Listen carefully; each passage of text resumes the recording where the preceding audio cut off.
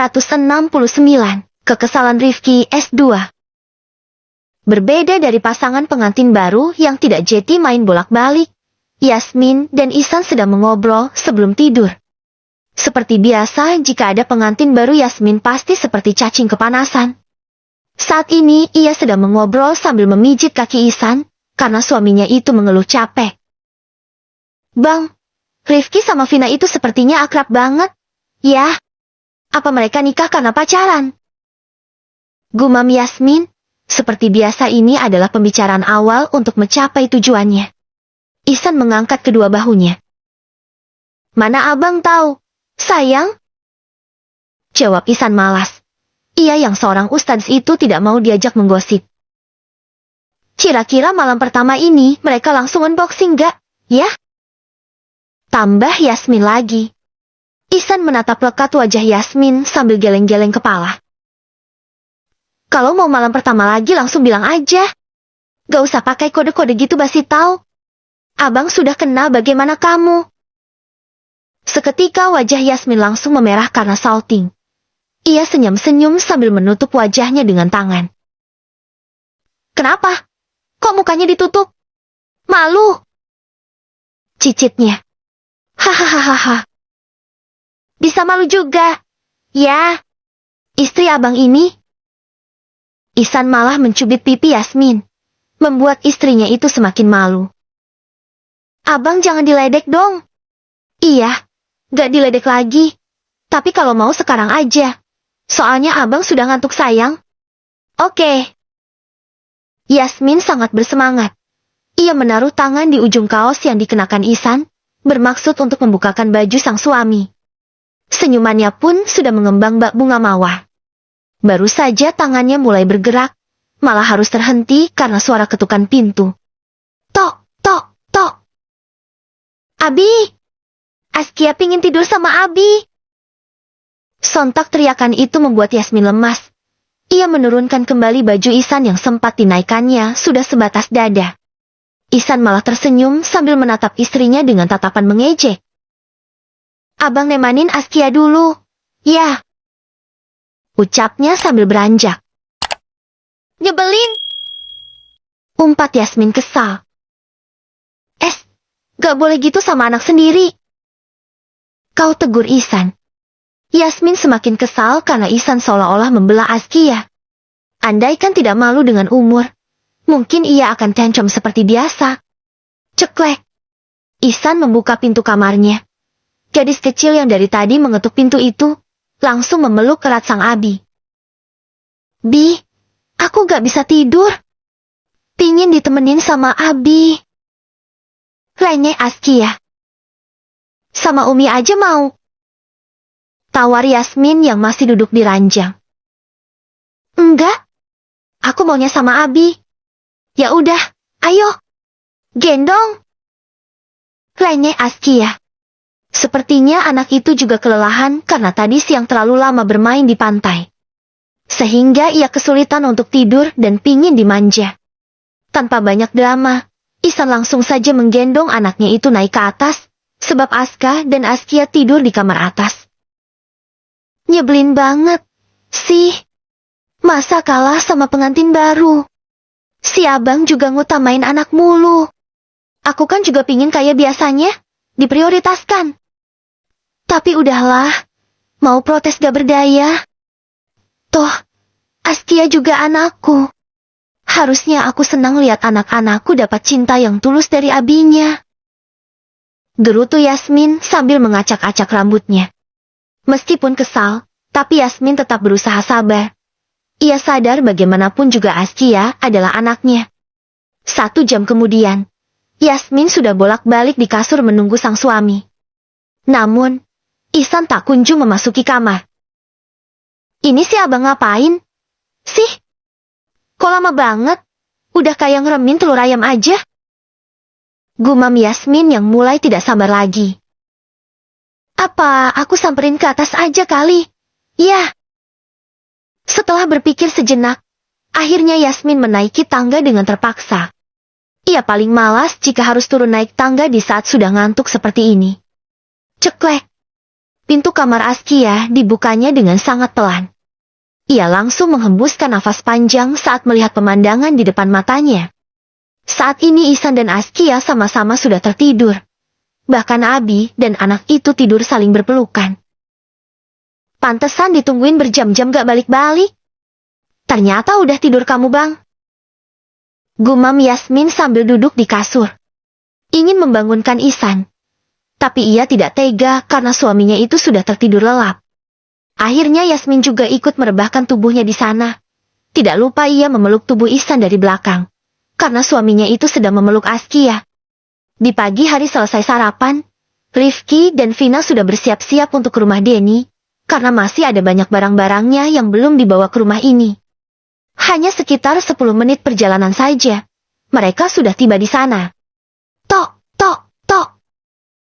Assalamualaikum, ucap Rifki sambil mengetuk pintu. Waalaikumsalam, sahut Denny sambil membukakan pintu. Laki-laki itu tercengang melihat yang datang adalah Rifki dan Vina. Karena ini masih jam 7 pagi, ia saja belum bersiap-siap untuk bekerja. Bang, kami boleh masuk kan? Ya silahkan masuk. Saking herannya Denny sampai lupa mempersiapkan mereka untuk masuk. Vina langsung berjalan menuju dapur. Karena ia tahu jam segini Hania dan mertuanya pasti ada di dapur.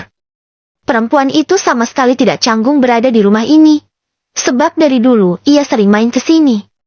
Karena Vina sudah menghilang, Denny buru-buru menarik tangan Rifki menuju sofa yang ada di ruang tamu. Kenapa sih, Bang? Tanya Rifki sembari menautkan alisnya. Karena ekspresi Denny terlihat aneh. Kalian kenapa pagi-pagi sudah ke sini? Sih? Bukannya menjawab, Denny malah balik bertanya dengan nada sedikit pelan. Mungkin takut didengar oleh adik iparnya. Emangnya kenapa? Aku gak boleh kesini pagi-pagi. Rifki juga malah bertanya balik. Boleh. Tapi aneh tau gak? Bisa-bisanya pengantin baru pagi-pagi udah keluyuran. Gak ada yang aneh. Orang kami orang tua kok. Bukan bocil yang gak boleh keluyuran. Iya. Tapi... Denny menggaruk-garuk kepalanya yang tidak gatal. Kenapa sih, Bang? Kalian itu loh, kan masih pengantin baru. Masa pagi-pagi udah keluyuran? Emangnya gak ngantuk? Enggak lah, orang jam tidurku cukup. Sahut Rifki yang tidak peka-peka. Emangnya tadi malam kalian gak ngapa-ngapain? Enggak. Jawab Rifki santai. Denny mendelik. Mulutnya pun menganga lebar. Kamu normal kan? Rif. Normal apanya? Denny mendekatkan bibirnya ke kuping Rifki. Itu. Pasak buminya. Plak. Rifki memukul pundak Denny. Ya normal lah. Mau lihat? Sungut Rifki kesal. Emosian banget orang aku nanya baik-baik kok. Pertanyaanmu itu seolah meragukan kelakianku tau gak? Ya jelaslah aku ragu. Vina udah kayak ulet bulu gitu ke kamu. Masa iya gak langsung di unboxing? Sayang banget tau, Rif. 1 hari aja menundanya, nanti kamu bakalan nyesel kalau udah tahu rasanya. Denny mengira Rifki tidak normal, karena Vina seorang gadis cantik dan juga sudah memiliki cinta. Jadi perlu dipertanyakan jika Rifki sampai tidak ingin menyentuhnya. Karena Denny yakin gadis itu tidak akan menolak jika Rifki memintanya. Tidak seperti Hania yang di awal menikah belum memiliki cinta untuknya. Emang ya, kalian semua itu sama aja. Tadi malam Vina yang meragukan aku. Bisa-bisanya lagi datang bulan malah pakai baju haram. Giliran aku mau eksekusi malah lagi dilakban katanya. Emosi Rifki mulai memuncak. Karena dari tadi malam kepalanya masih nyut-nyutan. Oh, jadi Vina lagi datang bulan. Pantesan kamu yang biasanya sabar. Jadi senggol beka gini. Pasti kepalanya nyut-nyutan. Ya. Ledek Denny membuat Rifki semakin ingin meledak. Dasar abang sialan. Bisanya ngeledek aja. Rifki beranjak dari sana. Ia masuk ke kamar lamanya karena ingin ngadem. Gara-gara pembahasan Denny tadi membuatnya kepanasan lagi. Ke-270, Yasmin bertanduk S2. Di jam 8 pagi, Denny dan Hania sudah berpakaian rapi dan duduk di meja makan. Bang Denny, Mbak Hania, ada lihat suamiku gak? Tanya Vina. Tadi ia mengira Rifki sedang bersama Denny. Sepertinya dia lagi di kamar kali, Vin. Jawab Denny yang mulai menikmati sarapannya. Oh, ya udah, aku panggil dulu ke kamar. Baru saja Vina ingin beranjak, ternyata laki-laki yang dicarinya tiba-tiba muncul dengan wajah kusutnya. Nah, ini dia orangnya nongol, Vin. Ucap Hania sambil terkekeh. Iya, padahal baru aja mau disamperin. Panjang umur. Vina meraih tangan Rifki dan memintanya duduk di bangku di sebelahnya. Ada apa nyariin aku? Tanya Rifki dingin. Ini loh, Bang. Aku mau ngajakin kamu sarapan lagi. Kebetulan tadi ibu ngajarin aku bikin rawon daging sapi. Kata ibu abang suka makan rawon, kan? Iya. Tapi aku gak lapar. Tadi pagi udah sarapan.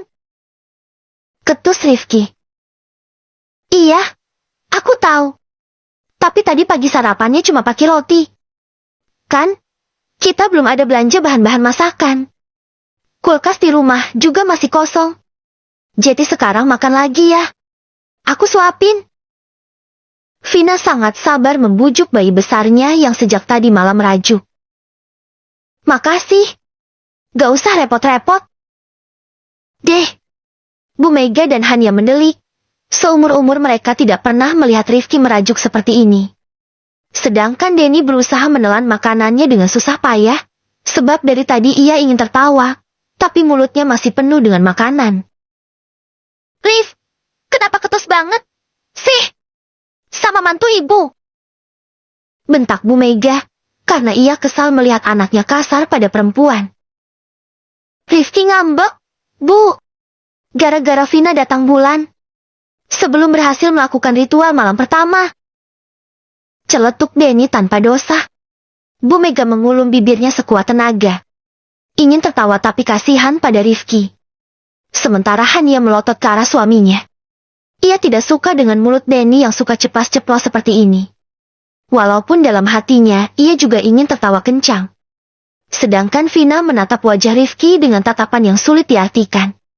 Membuat Rifki menutup wajahnya dengan tangan. Maaf ya, sayang. Aku juga maunya gak kayak gini. Gak ada istri yang mau mengecewakan suaminya. Tapi jangan nadu sama abang gini dong. Ketahuan banget jiwa-jiwa bocilnya yang dikit-dikit nadu. Ucap Vina lembut, tapi dengan nada mengejek. Rifki menatap sinis Vina. Bisa gak jangan meledek? Mau aku diamin 1 minggu sampai bulannya pergi? Ancam Rifki galak. Vina langsung bergelayut manja di lengan sang suami. Jangan dong, sayang. Aku minta maaf. Ya. Rifki tidak menjawab. Ia memasang wajah marah dengan tatapan tajam. Udah dong, sayang. Daripada makan emosi, mendingan makan nasi. Yuk. Vina mendekatkan sendok berisi makanan ke mulut Rifki. Dengan ragu-ragu laki-laki itu membuka mulutnya. Walaupun terlihat jual mahal, tapi sebenarnya dalam hati Rifki sangat senang dapat perhatian dari istrinya. Denny ingin sekali meledek. Tapi takut karena tangan Hania sudah menempel di pinggangnya. Sudah siap untuk memelintir. Akhirnya Denny terpaksa menahan mulutnya sekuat tenaga. Walaupun sebenarnya sudah sangat gatal ingin meledek pengantin baru yang banyak drama itu. Di jam makan siang, Yasmin sedang sibuk di dapur, karena pengunjung restoran itu sedang ramai. Meskipun sudah memiliki banyak cook, tetap saja ia yang seorang chef itu, harus mengarahkan mereka. Agar hasil masakannya selalu enak dan tidak mengecewakan pelanggan. Meskipun di kesehariannya, Yasmin terlihat seperti belum dewasa dan sedikit gila. Tapi jika urusan pekerjaan ia sangat serius. Bahkan ia bisa mengawasi semua karyawannya sendiri. Wanita itu hanya akan terlihat gila jika sudah bertemu dengan suaminya. Assalamualaikum, Umi. Di saat sedang sibuk-sibuknya malah dapur tiba-tiba ramah dengan teriakan anak kecil dari depan pintu masuk dapur. Yasmin menoleh dengan senyuman sumringah. Meskipun sedang sibuk, ia selalu memasang wajah ceria di depan keluarganya. Waalaikumsalam. Ada anak-anak Umi. Sapa Yasmin sambil mendekati anaknya. Mi, kami mau makan siang pakai masakan Umi dong. Rengek Aska. Jika dengan Yasmin Askalah yang lebih manja, berbeda dengan Askia yang lebih manja pada abinya. Oh, jadi kalian pingin makan siang? Ya udah, mau Umi masakin apa? Sayur esiem. Jawab Isan cepat sambil nyengir. Di sini restoran. Abang sayang, mana ada menunya sayur esiem? Protes Yasmin. Sebab di sini menu-menu yang dijual semuanya ala-ala resto. Nih, abang bawa bahannya sendiri. Isan menunjukkan satu buah kresek yang berisi sayuran. Karena ia sangat rindu dengan masakan Yasmin yang ala rumahan saja.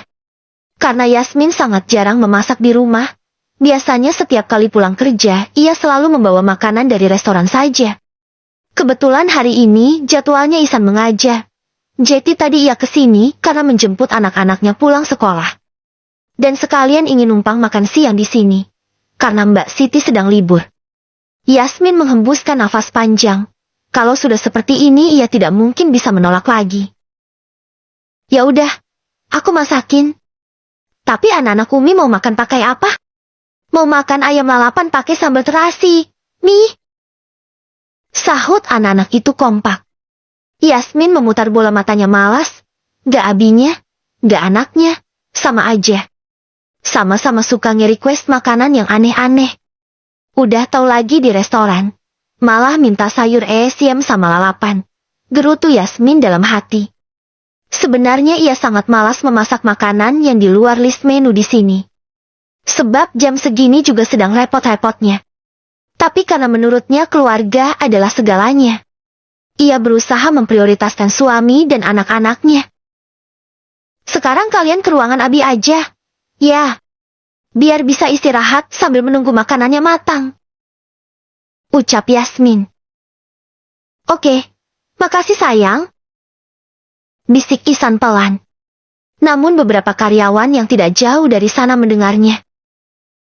Cie, ada yang salting gara-gara dipanggil sayang. Ledek salah satu orang itu, setelah Isan pergi dari sana. Apaan sih kalian ini? Yasmin semakin salting karena digoda. Ia pun langsung membuatkan makanan permintaan suami dan anak-anaknya tadi. Mbak Yasmin, kalau dilihat-lihat Pak Ustadz itu suami idaman banget. Ya, udah good looking, good rekening. Baik, romantis, soleh pula. Gak ada niatan buat bagi-bagi sama kami yang masih jomblo ini. Berbagi itu indah loh, Mbak. Tanya salah satu pelayan yang bernama Rani. Mereka memang terbiasa bercanda seperti ini, karena Yasmin sangat santai dengan para karyawannya. Ia menganggap mereka semua seperti sahabatnya sendiri. Yasmin manggut-manggut, kalau bercanda soal yang lain. Ia selalu oke saja. Tapi kalau sudah menyangkut soal suami tercintanya, maka tanduknya akan keluar. Oke, saya akui. Suami saya itu memang suami yang baik. Suami idaman. Good looking. Good rekening. Soleh. Romantis. Pokoknya suami idaman banget deh. Saya sayang sekali sama beliau. Dan saya ini adalah perempuan yang paling beruntung di dunia ini. Karena menjadi istrinya. Nah, sekarang saya mau tanya. Kira-kira kalau saya mau berbagi, siapa aja yang mau daftar? Tanya Yasmin dengan sangat santai seperti biasa. Padahal hatinya sudah terbakar oleh api cemburu yang berkobar-kobar. Kebetulan di dapur itu ada 7 orang karyawan yang sedang menata makanan. Saya mau, Mbak. Ucap mereka semua kompak sambil mengangkat tangan. Yakin kalian semua mau? Tanya Yasmin memperjelas. Mau dong, Mbak. Sahut mereka lagi. Ya udah, kalau gitu ditunggu aja ya. Besok akan saya bagikan surat PHK-nya. Suara Yasmin berubah menjadi tegas dan penuh penekanan. Deh, mereka semua langsung terbelalak. Kalau itu kami semua gak mau. Teriak mereka. Nah, ya udah. Kalau gak mau saya PHK jangan lirik-lirik suami saya. Iya, Mbak. Maaf. Kami cuma bercanda. Mereka semua langsung kembali bekerja dengan wajah tegang. Karena takut Yasmin benar-benar memberhentikan mereka semua. Sampai kiamat pun, aku gak mau diduakan. Apalagi ada 7 orang yang mau daftar. Yang ada Bang Ihsan bisa mati berdiri karena kebanyakan istri. Gumam Yasmin dalam hati. Bisa-bisanya ia sudah membayangkan bagaimana jika Ihsan memiliki 8 istri. Padahal di dalam agama sendiri, laki-laki hanya diperbolehkan memiliki 4 istri.